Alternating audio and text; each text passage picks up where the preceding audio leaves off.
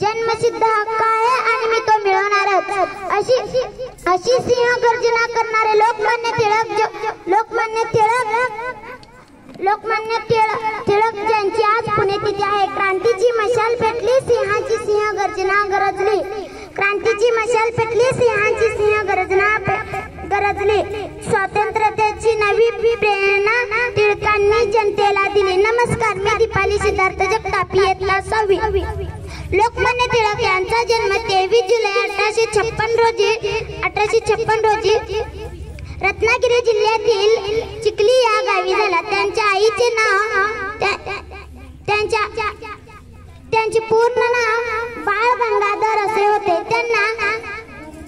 त्यांना केशवी म्हणायचे। त्यांच्या आईचे नाव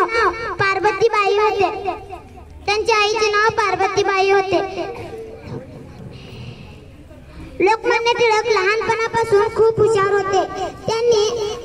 त्यांनी केसरी व मराठी